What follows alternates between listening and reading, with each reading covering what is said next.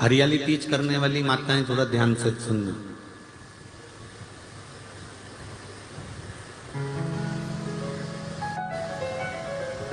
हरियाली तीज जब माताएं करती हैं तो एक हरियाली तीज, एक गणगौर की तीज,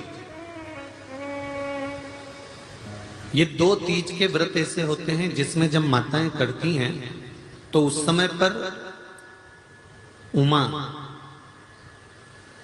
ब्रह्मणी और लक्ष्मी, इन तीनों की आराधना का फल उसको केवल एक व्रत से प्राप्त हो जाता है।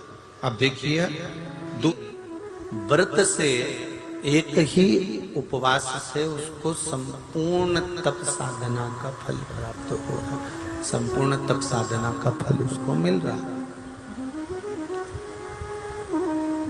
मात्र एक व्रत से,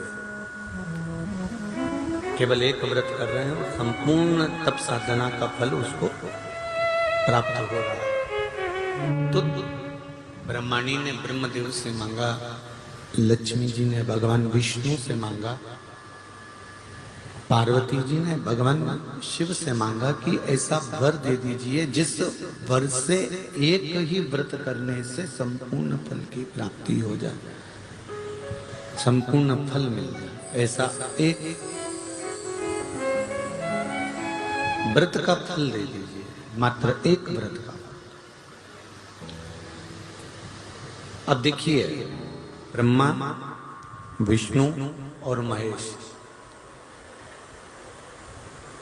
इन तीनों की जो देवियां हैं, ब्रह्मणी, लक्ष्मी और पार्वती, थोड़ा ध्यान लगाकर सुनना। तीज शिव महापुराण की कथा ही नहीं, आप जो तीज करते हो, हरियाली करो चाहे सातुड़ी करो, उस तीज की महत्वता क्या है, इस हिंगोली की शिव महापुराण की कथा में अपने को समझना है कि उसकी मूल तत्वता, उसकी महत्वता है क्या, उसका महत्व क्या है। भगवान ब्रह्मा, भगवान विष्णु और भगवान शिव, इन तीनों की जो अर्धांगिनियां, ब्रह्मणी, लक्ष्मी और पार्वती, इन तीनों ने तप कर कर, साधना कर कर ब्रह्मदेव को, भगवान विष्णु को और भगवान शंकर को प्राप्त किया। और तीनों ने प्राप्त कर कर तीनों देवताओं से वर मांगा कि वर हमको ऐसा दीजिए कि हमारे तप साधना का फल नारी को तीज के दिन प्राप्त हो जाए। अब एक बात ध्यान से सुनिएगा, सारे व्रत, आपका अगर स्वास्थ्य खराब हो गया तो आप व्रत छोड़ सकते हो।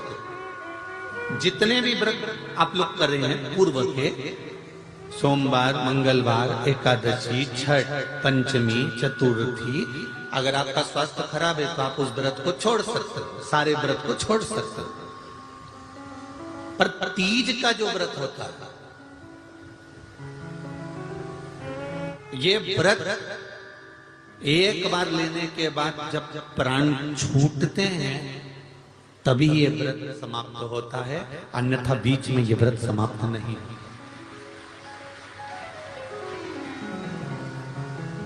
ये व्रत समाप्त होता ही नहीं। अगर शरीर से नहीं बनता कि अब हमारी अवस्था हो गई, अब शरीर से नहीं बन रहा है, तो भले एक पहर की पूजन कर कर, एक पहर का नियम धारण कर कर, एक पहर का स्मरण कर कर, एक पहर का पूजन व्रत धारण करो, और उसके बाद में भले आप थोड़ा सा जो भी आपको लेना है वो कर लो, पर इस व्रत को करना ही पड़ता है। इस व्रत का नियम ही यही है। एक बात और याद रखिए, श्रावण के महीने में सारे व्रत आते हैं, बहुत सुंदर सुंदर। छोटी तीज का व्रत भी आ जाता है, बड़ी तीज का व्रत भी आ जाता है। ये 4 महीना जो व्रत आते हैं, इन व्रतों की मूलता क्यों कही गई है? ये सारे व्रत चतुर्मास के अंतर्गत ही आते हैं, इन व्रत को बाद में भी आ जाना चाहिए, पर नहीं, मूल जो व्रत हैं, पूजन है, अनुष्ठान है, देवी देवताओं के जो पूजन के भाव बताए, कोई चतुर्मास में बताए। इसका कारण क्या है? क्यों चतुर्मास के व्रत की महत्वता होती है? तो कहा इस चातुर्मास के अंतर्गत स्त्री नारी जो व्रत धारण करती है, हाथों में चूड़ा पहनना, पाँव में पायल पहनना, महावुर लगाना, मेहंदी लगाना, ये जितने छोटी तीज, बड़ी तीज और अन्य तीजों आएंगी, त्योहार आएंगे चतुर्मास में, माताएं हरतालिका तीज हुई, छोटी तीज, बड़ी तीज हुई, भादों के कोई व्रत हुए, अनुष्ठान हुए, छठ हुई, पूजन, जो भी माताएं पूजन करेंगी उसके अनुसार वो हाथों में, शरीर पर 16 श्रृंगार धारण करती हैं, बहुत सारे श्रृंगार धारण करती हैं, और श्रृंगार धारण करने के साथ साथ माताएं अखंड सौभाग्य की वस्तुएं भी इन 30 त्योहार पर दान करती हैं।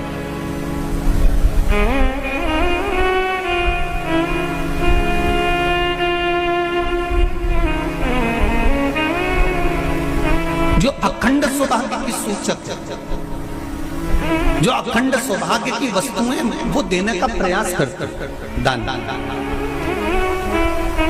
क्यों जीजियो, एक बात बताओ, जितने भी माताएं कथा सुन रही हैं और जितने फेसबुक यूट्यूब पर सुन रहे हैं और जितने आस्था चैनल पर सुन रहे हैं, श्रावण के महीने की श्रावण शिव महापुराण की कथा सुन रहे हैं, एक बात दिल से बताना, जितनी सौभाग्यवती माताएं होती हैं, ये संक्रांति पर भी 13 चीजें दान करती हैं, 14 चीजें दान करती हैं। बीच में कोई 16 सोमवार का उद्यापन करेंगी तो भी सुहाग की सामग्री देंगी, उद्यापन करेंगी तो भी सुहाग की सामग्री देंगी, कोई कार्य करेंगी तो भी सौभाग्य की सामग्री देंगी। सौभाग्य की सामग्री का दान क्यों किया जाए? सौभाग्य सूचक वस्तुओं का दान क्यों किया जाए?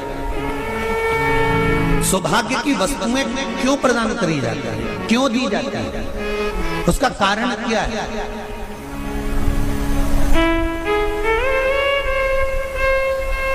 क्यों देते?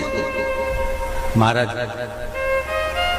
भारत की भूमि की सौभाग्यवती माताओं का एक मन की अभिलाषा रहती है, भारत की भूमि की माताओं की एक अभिलाषा रहती है कि जब उसके प्राण छूटे तो अखंड सौभाग्य धारण करके पति के कंधे पर और पुत्र के कंधे पर शमशान पर।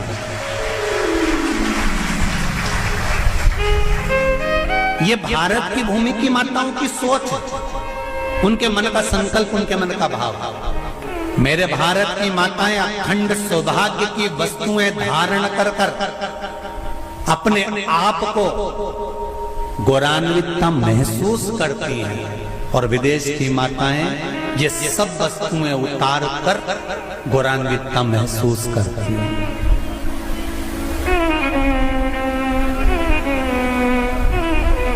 क्यों देते हैं चूड़ी का दान, क्यों देते हैं बिंदी का दान, क्यों देते हैं अखंड सौभाग्य का दान? किस महाराज?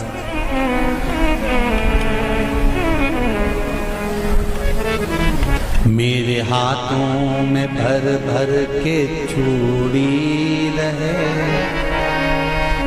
मेरे हाथों में भर भर के चूड़ी, और मैया कोई कामना,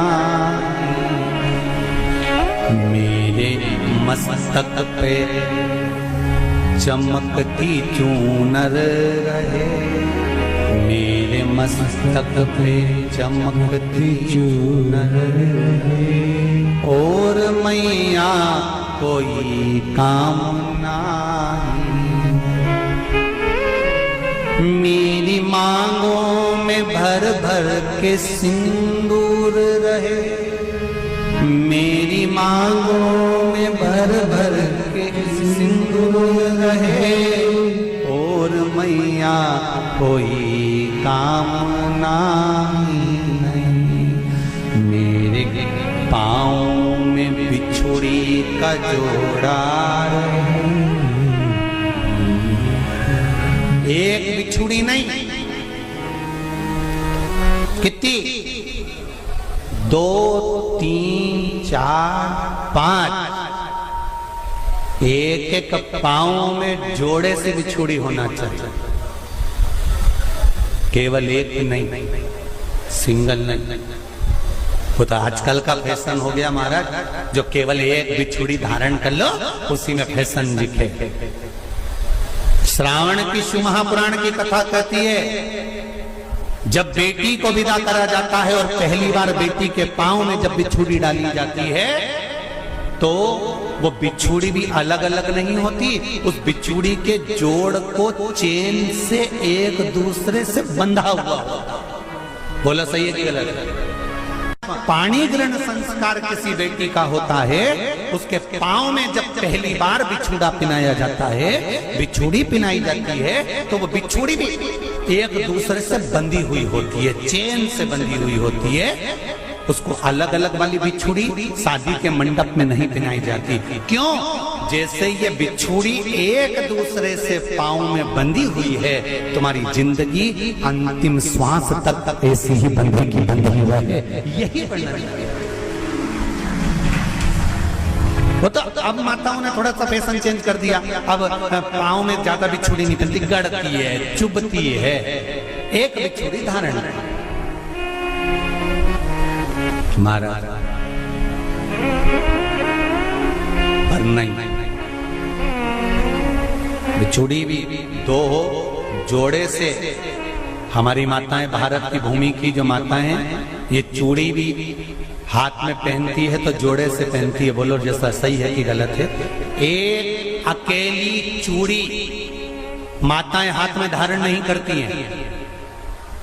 अगर भारत की भूमि की संस्कारित माताएं हैं और भारत की भूमि की सभ्यता और संस्कृति को जानती है तो अकेली चूड़ी नहीं, जोड़े की चूड़ी पहनेगी, 2 चूड़ा डालेगी, 4 डालेगी, 12 डालेगी, पर सिंगल नहीं, अकेली। और सरल भाषा में समझ लो, हमारे यहाँ ठेले पर लेने जाओ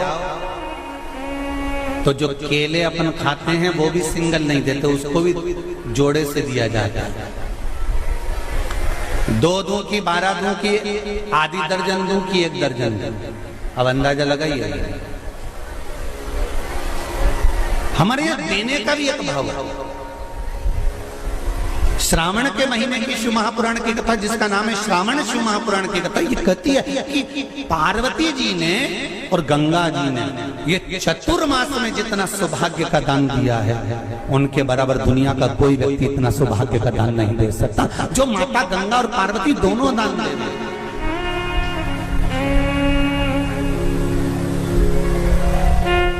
प्रतिदिन दे रहे।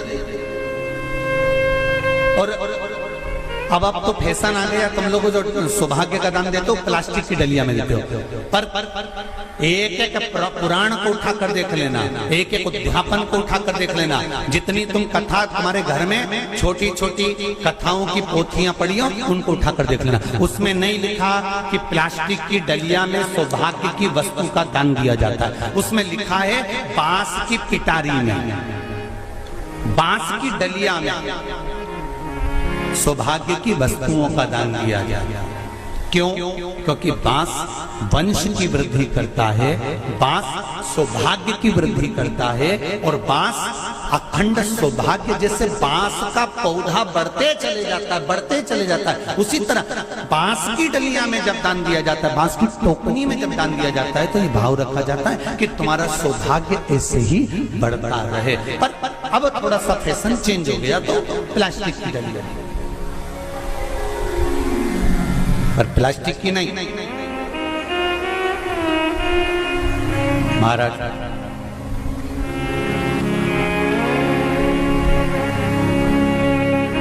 शिव तत्व की ओर चलते। शंभु शरणे पड़ी मांगू घड़ी रे घड़ी, दुख काटो दया करी निदर्शन गंगा मैया और पार्वती मैया चतुर्मास के अंतर्गत जो त्योहार पड़ता है, चतुर्मास के अंतर्गत जो व्रत पड़ते हैं, ये किसी दूसरे के नहीं है। तीज का व्रत माता पार्वती का, छठ का व्रत माता पार्वती का, चतुर्थी का व्रत माता पार्वती का, ये सारे व्रतों की शुरुआत गंगा और पार्वती ने अपने बल से। बोलो हर हर महादेव। ये अपने बल से बनाना, अपने बल से।